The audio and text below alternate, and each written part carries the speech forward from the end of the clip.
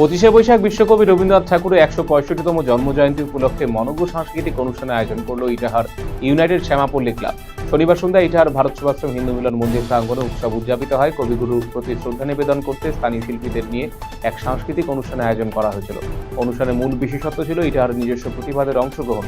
রবীন্দ্রসঙ্গীত, রবীন্দ্র নৃত্য এবং কবিতা আবৃত্তির মধ্য দিয়ে কবি প্রণাম অনুষ্ঠিত হল ইটাহারে। শনিবার ব্রিগেড প্যারেড গ্রাউন্ডে প্রধানমন্ত্রী নরেন্দ্র মোদীর উপস্থিতিতে পশ্চিমবঙ্গের মুখ্যমন্ত্রী রূপে শপথ নিয়ে দিনভর নানান কর্মসূচি সেরে রাত প্রায় 11:10 নাগাদ মুখ্যমন্ত্রী শুভেন্দু অধিকারী প্রবেশ করলেন নিজের জেলা পূর্ব মেদিনীপুরে। বিশাল পুলিশ বাহিনী ঘেরাটোপে জেলার প্রবেশদ্বার কোলাঘাটে নিজস্ব কার্যালয়ে ঘণ্টাখানেক থাকেন তিনি। এরপর সেখান থেকে বেরিয়ে বহু কর্মী সমর্থক মানুষজন ফুলমালা দিয়ে তাকে শ্রদ্ধা নিবেদন করেছেন। সন্ধ্যে থেকেই কোলাঘাটের শুভেন্দু অধিকারী কার্যালয়ের সামনে অপেক্ষা করছিলেন কয়েকশো কর্মী সমর্থক থেকে শুরু করে সাধারণ মানুষ। রাত প্রায় 12:30 নাগাদ মুখ্যমন্ত্রী শুভেন্দু অধিকারী নিজের পৈতৃক বাড়ি কাঁথির উদ্দেশ্যে রওনা দেন।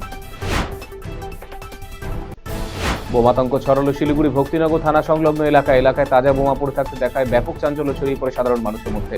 খবর পেয়ে দ্রুত ঘটনাস্থলে পৌঁছায় পুলিশ এবং কেন্দ্রীয় বাহিনী। স্থানীয় সূত্রে জানা গিয়েছে, ভক্তিনগর থানা সংলগ্ন এলাকায় একটি পরিত্যক্ত জায়গায় সন্দেহভাজন কিছু পড়ে থাকতে দেখেন স্থানীয় এক ব্যক্তি।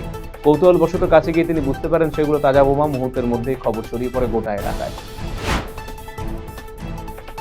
পুরনো পারিবারিক বিবাদ, কিন্তু এবার থেকে সেই বিবাদে লাগলো রাজনীতির রং। দ্রুত ভাইয়ের হাতে আক্রান্ত ভাই এবং তার বৃদ্ধ বাবা মা।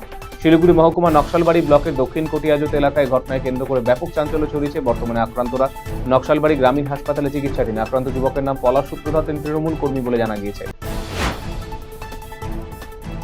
অন্যতম শিল্প বাণিজ্য সংগঠন সিআইএ এর বাৎসরিক আন্তর্জাতিক বাণিজ্য সম্মেলনে অংশ নেওয়ার আমন্ত্রণ পেল রায়গঞ্জ মার্চেন্ট অ্যাসোসিয়েশন। আগামী 11-12 মে দিল্লির তাজ প্যালেসে অনুষ্ঠিত হতে চলেছে উচ্চ পর্যায়ের বাণিজ্য সম্মেলন।